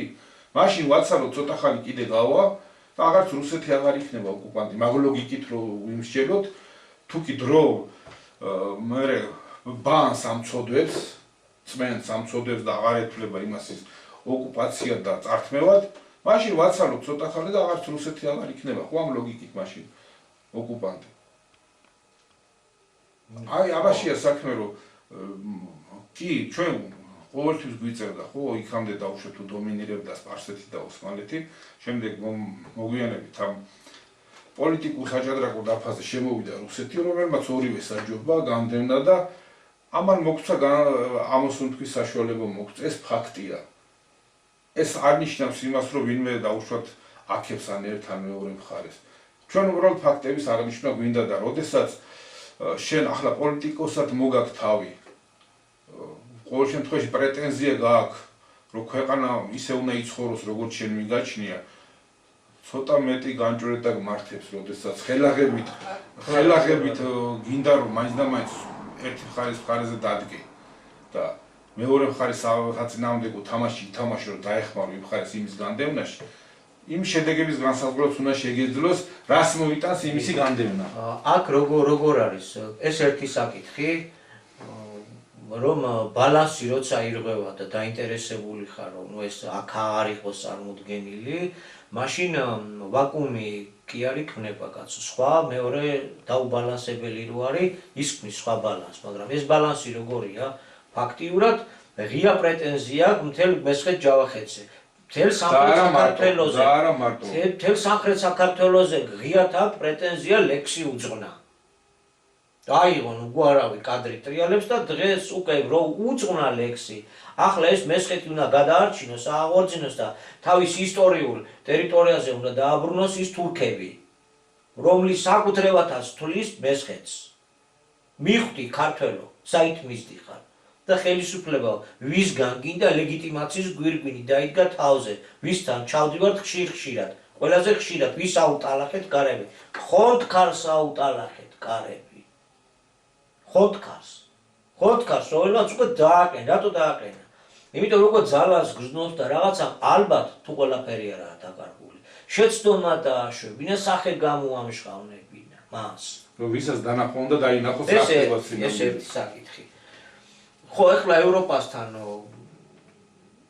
დიპლომატიური ომია ეს, დაპირისპირება გვაქვს, ლეგიტიმაციის საკითხი, ისე წინარე გადაცემებს თუ გადაეხედება, რაზე გქონდა ლაპარაკი, ეროვნული ყრილობის დადგენილებები, ლეგიტიმაციის საკითხები და ასე შემდეგ, რაღაცას აიკითხავს ჩვენი მსმენელი და მაყურებელი. ხო, ევროპასთან დიპლომატიური კონფლიქტი გვაქვს. ამერიკა არ თუ ისე თითვალით არ იყურება, როგორიც გაუხარდებოდა ფაქტობრივ ხელისუფლებას, არა? აი ამ დროს, ნუ გასაგებია რომ ჩინეთის ვექტორზეც ხშირად უწევთ მისვლა-მოსვლა, განსაკუთრებული ყურადღება გადავიტანეთ არაბებისა და აქეთ თურქეთის მიმართულებით. და თურქეთმაც ამ შესუსტებულ ვითარებაში ძალიან მკვახეთ დაგვიყენა უკვე საკუთარი პოზიციები. იმიტომ რომ თulis რომ რუსეთს აი ხვალე უკვე გააძევებენ, ამიერკავკასია სრულად დაეუფლება, სომხეთი ჯიბეშ ჩაიდო, აღარაა პრობლემა და რაღა, აი საქართველოზე კიდე უშველებელი თავისი თურქული დერეფანი შეიძლება კი არა უნდა გაიყვანოს უმღერა და ეხლა ნამღერის აღსრულების დრო დადგა, ასე გადაწყვიტა. და სადღაც არ გაემტყუნება. რატომ არ გაემტყუნება? დღეს ყველა ისე ცხოვრობს. არა მარტო დღეს ესე ცხოვრობს. ასეთია მტაცებლური ბუნების ბუნება. იმიტომ რომ ხეცისაა დედამიწა, ხეცი ბატონობს და ერთ-ერთი პირშისხლიანი, ერთ-ერთი ყველაზე აუხსული იმპერია თურქული იყო. არა მარტო თურქული, მაგრამ თურქული. ყოველწლიურად 11,000 ტყვე ჰყავდა შეწერებული დასავლეთ საქართველოს ბავშვი, ქალი და კაცი. მონა. აღყავდათ. ხო, ასეთი იყო. ამოაგდონ მთლიანად ყოველგვარი ქართულის ხსენება და ნანგრევებად აქცეული ტაო-კლარჯეთში, ესხეთში. და ახლა კიდე უმღერის რომ შედარბეულო მხარეო, დარბეულო ქართველებისგან, დარბეულო მართლმადიდებელი რუსებისგან, რა? და უნდა ჩამოასახლოს 9 მილიონი თვითონ გაიღებს ხარჯს. ჩვენ კიდე წარამარა მივდივართ და აი რამშვიდობის მტრედი ხარ და რა კაი კაცი ხარ და ჩვენი სტრატეგიული პარტნიორი ნატოს წევრი ქვეყანაა და კარგად ჩავისვათ ემად არსად გაგვიპრინტეს ეს სტრატეგიული მოკავშირეობა და ეს მდგომარეობა გაგვაჩნია. ასეთი იქნება ბალანსი, მაგრამ არ გაემტყუნება, რაში არ გაემტყუნება. ყველაფერს უყურებს, ყველაფერს ხედავს, იმიტომ რომ ჩვენ კოსმოპოლიტურ, კაპიტალისტურ, მასონური წყობა ხო დავტოვეთ ბოლომდე. სიტყვით გამოვიცვალეთ, ვიძახით, რომ ენა მამული სარწმუნოა. სიტყვით გამოვიცვალეთ, რომ ოჯახური ზნეობა და პატრიოტიზმი არ უნდა დაიკარგოს და აღვირახსნილების პროპაგანდა არ შეიძლება. სიტყვით კი ამას ვამბობთ, მაგრამ ფაქტობრივად ხო სამშობლოს გამყიდველები ვართ.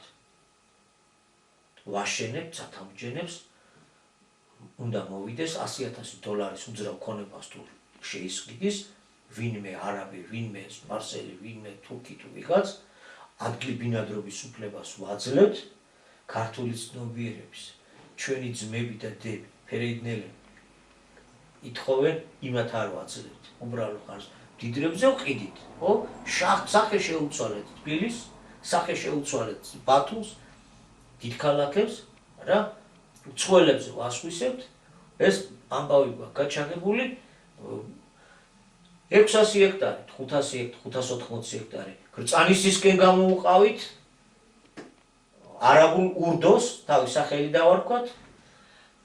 300 ჰექტრამდე გონიოსკენ გამოვუყავით ასევე არაბულ ურდოს და ერთადერთი ალბათ თუ რაიმე გვიხსნის 6 მილიარდი რო არ დაგვატყდეს და მთლად არ აითვისო, ალბათ ის გვიხსნის რომ ამერიკა მოსთხოვ ფული ჩემთან წამოიღო. ძლივს სასარგებლო რაღაც გააკეთეთ. აი ძლივს სასარგებლო, ძლივს თუ რამე გვიხსნის. ჩვენ ვუოცნებავთ სინგაპურზე, სადაც სინგაპურელი არის 13.5%, დანარჩენი სხვები არიან, უყურებს ეს ძალაზე მოსული მტაცებელი იმპერია, მტაცებელია და თავისთვის ფიქრობს, რა ყველაზე კიდის ეს ახლა რას იგულისხმებ ჩვენზე? ჩვენ რას ვიგულისხმებდით მათ ადგილზე, ერდოღანის ადგილზე რომ ვიყოთ ამგვარ ქვეყნის ხელმძღვანელებზე. ამგვარი ქვეყნის არ მათთვის ნათელია ვინც არიან ახლა. ხო, და რას იგულისხმებდა ახლა ეს არ იფიქრებდა რომ გარდა იმისა რომ ხელი გვაქვს ბერჯერ სხვათა შორის ევროკავშირი, სტრუქტურებში გაწევრიანება, მაგ დათქმით იყო რომ თურქი მესხები უნდა ჩამოგვესახლებინა. ეს ახალი ამბავი არ არის. ეს პირობები აგვაღებინეს. ევროსაბჭოში რომ მიგვიღეს. იმიტომ ველოდებიო. ეს ეხლა მოიო ხმა, რატო ადრე არ იხებდა ხმას? როგორც კი კავკასიაში გაიმყარა, თავის ფავორიტს გაამარჯვებინა და უკვე იქით აწვევა ჩრდილოეთს, ეხლა მოიო ხმა. და ალბათ ფიქრობს რომ მალე საჩემო იქ არაფერი არ დარჩებაო და დროზე მოვითხოვო ჩემი წასაგლეჯი მე წავიღო. ალბათ ჩვენ ვეძლებთ მაგის საფუძველს. ამაშია საქმე, თორე ისე ევროკავშირმაც რატო მოგვაწერინა ხელი? რატო აგვაღებინა ვალდებულება? ამ ხალხის უკან ჩამორა რეგიონებიდან ხალხის გადასახლება, გადმოსახლება, აყრა-დაყრა თურქეთის სპეციალობა იყო, თურქეთის იმპერიის სპეციალობა იყო. არასანდოდ გთვლიდნენ ქართველებს, რომლებიც დამოუკიდებლობას, თვითყოფადობას და საკუთარ წმენისთვის ვიბრძოდით და ამიტომ ყველაზე დიდი რეპრესიები იყო მართლმადიდებელსა და ქართველებს. იმდენად აღარ სდევნიდნენ არც სომხურ მოსახლეობას, არც ებრაელებს, არ მიაჩნდათ რომ რაღაც პრობლემას შეუქმნიდნენ ეს ხალხები, მაგრამ განსაკუთრებული აქცენტი იყო ქართველობაზე გადმოტანილი.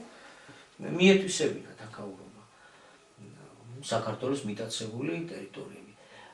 ევროკავშირის ქვეყნებმა არ იცოდნენ რატო მოხდა აქედან მათი გადასახლება, რა ორიენტაციის ხეს, თურქული ორიენტაციის ხალხი იყო, რომელიც იმპერიამ ჩატარდა საზღვართან ინტერესება აქ თავარი ის არის, რა დაინტერესება, რატომ როცა ის ხალხი უკვე ჩვენ კვანტირებული რამის ერთი საუკუნეა იქ ცხოვრობს, დამაგრდა, იქ თაობები წავიდა, ახალი თაობები მოვიდა, რომელიც იმ ახალ რეალობას შეეგუა. ხო? ხვალსია. ამით იმის თქმა მინდა, რომ ევროკავშირს ვინც მართავს და რაც მართავს საქართველოს ხარჯზე თურქეთის დაკმაყოფილება თავიდანვე ჩაიდო მუხლში. და მოთხოვნა თავიდანვე ჩაიდო. ხოდა მეც იმიტომ დავსვით რომ რა დაინტერესება. და ის დაინტერესება, იმიტომ რომ იცი რატო რა. ფერეიდნელი ქართველები გავაძეოთ რუსეთი. ჩვენი მოპაექრე და ჩვენი მოწინააღმდეგე. გადავინაწილოთ, კაცო. აი ვინც მართლა ქართველები არიან, რატო ფერეიდნელების დაბრუნება არ მოგთხოვეს? არავის ხო რა, ან ჩვენი სახელმწიფო ახლა რატო არ ამობს არაფერს, ვინმე რატო არ გვეუბნება, იქ ხო არის ხალხი. ახლა როგორც ვივარაუდეთ, საუბარი იმაზე დიდხანს გაგვიგრძელდა, იმიტომ რომ ორივე თემა ისე იმდენად მნიშვნელოვანი და რაღაც მე მგონი დროა რომ დასასრულისკენ წავიდეთ, მიუხედავად იმისა, რომ ძალიან ბევრი რამის თქმა შეიძლება კიდე და ძალიან ბევრი რამეც დაგვრჩა სათქმელი. სამწუხაროდ დრო იწურება და ძალიან გაგვიგრძელდება რომ კიდე გავაგრძელოთ საუბარი, მოკლე ბოლო სიტყვა რო თქვა ეს არის ამ ყველაფრიდან ის გამომდინარეობს რომ აბელისა და კაინის ძმათაკურის შემდეგ კაცობრიობა მოდის აი ამ ხოცვა-ჟლეტვის ერთმანეთის აყრის დაშინების გაძარცვის, გაუბედურების ხარჯზე და ამ გზითი არა კაცობრიობა მოვიდა ის რომ როდესაც უნდა მოხდეს ბოროტების გზის დაგდება თუ არა ამ კაცთა გზით გაგრძელება ეს არის საერთოდ დასასრული. მეორე მხრივ ეს უნდა დაიწყოს საქართველოს და რაც თავარია ამას არა ჯერ გითქვია და აღარ შევჩერდი და მეორე აი ამ რთულ გეოპოლიტიკურ სიტუაციაში აღმოჩენილი ქვეყნისთვის როგორც საქართველოა ერთადერთი არის გამოსავალი არის ნეიტრალიტეტი. განსაკუთრებული სტატუსი. თან განსაკუთრებული სტატუსი და თუ რას ნიშნავს განსაკუთრებული სტატუსი თუ είναι დაინტერესებული არსებობს ჩვენ შეგვიძლია კიდევ უფრო ცალკე გავშალოთ დღეს არ არის მაგის დრო. ჩვენ ხშირად გვიტყვია რომ აი ზესახელმწიფოები ეს სამხედრო ბლოკები და დაპირისპირებული მხარეები ვერასოდეს შეთანხმდებიან რომ საქართველოს იყოს ერთი მხარის ან მეორე მხარის. მეორე მხარე არასოდეს არ დათმობს. მაგრამ არასოდეს არ გვინიშნავს რომ თუკი ჩვენ ქვეყანა უნდა აღშენებლობის გზაზე, შერიგების გზაზე უნდა დავაყენოთ, თვითონ ქვეყნის შიგნით არსებული ეს დაჯგუფებები, რომელიც ერთის მხრივ რუსული მიმართულებით არის ორიენტირებული და მეორე დასავლური მხარისკენ არის ორიენტირებული, ვერასოდეს ვერ შეეგუება დაუშვათ პრორუსული განწყობილების მოსახლეობა ვერ შეეგუება რომ საქართველოს ამერიკულ დასავლურ ორბიტაზე იყოს და მუდმივად იქნება უკმაყოფილება, მუდმივად იქნება დაპირისპირება, ხელისუფლება უნდა იყოს პროდასავლური თუ პრორუსული შერიგება ძალიან გართულდება და ანალოგიურია თუკი რუსულ ორბიტისკენ გავიწევთ, მაშინ ეს პროდასავლურად განწყობილი მოსახლეობა ჩვენი აქტიურ წინააღმდეგობას გაწევს და ეხლა როდესაც ეს სხვა საკითხია რამდენად არის დღევანდელი ხელისუფლება პრორუსული, მაგრამ როდესაც ატყუებენ თუ ეუბნებიან რომ ეს პრორუსულია რა რეაქციებია მოსახლეობაში, პროდასავლურად განწყობილ მოსახლეობაში, ჩვენ კარგად ხედავთ. ამდენად ნეიტრალიტეტი თვითონ ქვეყნის შიგნითაც მოსახლეობა, საქართველოს მოსახლეობაში შიგნით შერიგება და შეთანხმება რომ მოხდეს, ეს არის ერთადერთი შუალედური ვარიანტი. რაზედაც ორივე მხარე წამოვა და შეიძლება რომ ხელი ჩამოართვონ და მშვიდობით განვაგრძოთ მომავალი ცხოვრება და ქვეყნის აღშენებლობაზე ვიფიქრო და არა იმაზე ვინ ვის მოერევა და ვინ ვის დაამხობს რომ თავისი ფავორიტი მოიყვანოს ხელისუფლებაში. ამაზე ჩვენ არასოდეს ხაზი არ გაგვისვია თვითონ ქვეყნის შიგნითაც რომ შერიგება მოხდეს აუცილებელია ქვეყანამ ნეიტრალური კურსია. ეს არის შუალედური მდგომარეობა, რომელსაც უფრო ადვილად შეეგუება მოსახლეობის ორივე ნაწილი. მართალია, რა თქმა უნდა.